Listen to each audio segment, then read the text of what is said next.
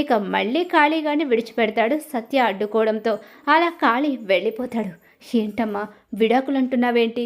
సత్య, నన్ను క్షమించండి నాన్న. క్రిష్ని అపార్థం చేసుకున్నాను. ఆ రోజు కిడ్నాప్ చేసి క్రిషే మన పరువు తీశాడు అనుకున్నాను. అందుకే క్రిష్పై పగను పెంచుకున్నాను. పెళ్ళైన దగ్గర నుంచి క్రిష్ని దూరం పెడుతూ తన మీద పగ తీర్చుకోవాలి అనుకున్నానే కానీ తన ప్రేమని ఏ రోజు అర్థం చేసుకోలేదు. అందుకే విడాకులు తీసుకోవాలని నిర్ణయించుకుని ఇద్దరం కూడా విడాకులకి అప్లై చేశాం.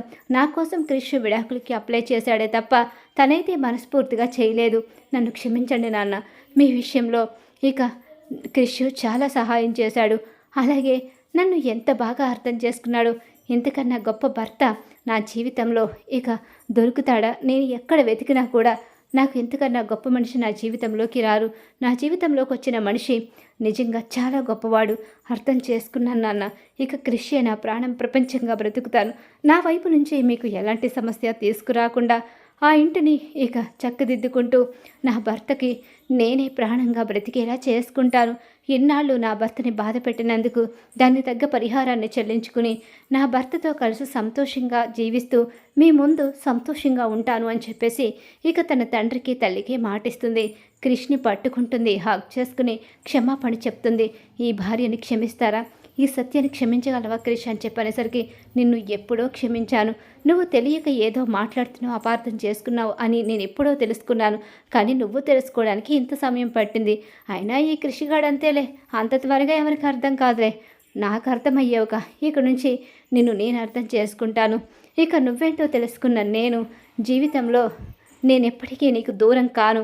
నీతోనే కలిసి జీవితం అంతా నిండు నూరేళ్ళు ఉంటానని చెప్పేసి క్రిష్కి మాటిస్తుంది. క్రిష్ ఎంతో సంతోషంగా సత్యని హక్ చేసుకుంటాడు. అలా ఆ ఇంట్లో సమస్య అయితే తీరుతుంది. చాలా హ్యాపీగా విశ్వనాథం కుటుంబం తన కూతురు అల్లుడు కలవడం, వాళ్ళ మధ్య సమస్యలు తీరిపోవడంతో సంతోషంగా ఉంటారు. అలా అక్కడికి ఆ సమస్య క్రిష్ అయితే తీర్చేస్తాడు. సత్య మనసులో సందేహాలు అయితే పోతాయి. సత్య క్రిష్ల మధ్య భార్యాభర్తల బంధం మొదలవుతుంది. సత్య క్రిష్ ఇద్దరు కూడా సంతోషంగా ఒక్కటవ్వడానికి సిద్ధపడతారు. అలా సత్య క్రిష్ల మధ్య భార్యాభర్తల బంధం అయితే ఏర్పడుతుంది. విశ్వనాథం ఇంట్లో కూతురుకైతే సంతోషం వస్తుంది. కొడుకు జీవితంలో కూడా సంతోషం రావాలని నందిని కూడా పూర్తిగా క్రిష్ లాగే మంచిగా మారితే ఇక హర్ష జీవితం కూడా బాగుంటుంది. అప్పుడు మన జీవితంలో ఎలాంటి బాధలు ఉండవు. ఇక సంధ్య ఒక్కరితే ఉంటుంది. సంధ్యని కూడా ఒక అయ్య చేతిలో పెడితే మన బాధ్యతలు తీరిపోతాయి. ఏంటి నాన్న, మా ముగ్గురిని వదిలించుకుని ఈ వయసులో సంతోషంగా ఇద్దరు ఏకాంతంగా ఉందామని ప్లాన్ చేసినట్టున్నారే? అదేమీ లేదురా తల్లి. ఇక మీ ముగ్గురికి ఒక్కో లైఫ్ ఇచ్చేస్తే మీ ముగ్గురిని ఇంకొకరు చూసుకుంటూ ఉంటారు. ఈ వయసులో మేము మిమ్మల్ని చూడలేము, అలానే మీ కష్టాన్ని వదిలేయలేము.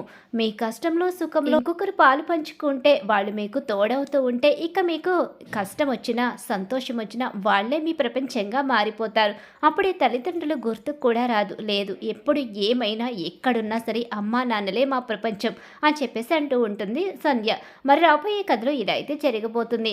క్రిష్ సత్య కలవాలని ఎవరైతే కోరుకుంటున్నారో వాళ్ళు మా వీడియోని తప్పకుండా లైక్ చేయండి. సత్యభామ సీరియల్ అప్కమింగ్ ఎపిసోడ్స్ టీవీలో కన్నా ముందుగా చూడాలనుకుంటే మా ఛానల్ ఇప్పుడే సబ్స్క్రైబ్ చేసుకో, పక్కన ఉన్న గంట సింబల్లో ఆల్ మీద క్లిక్ చేయండి.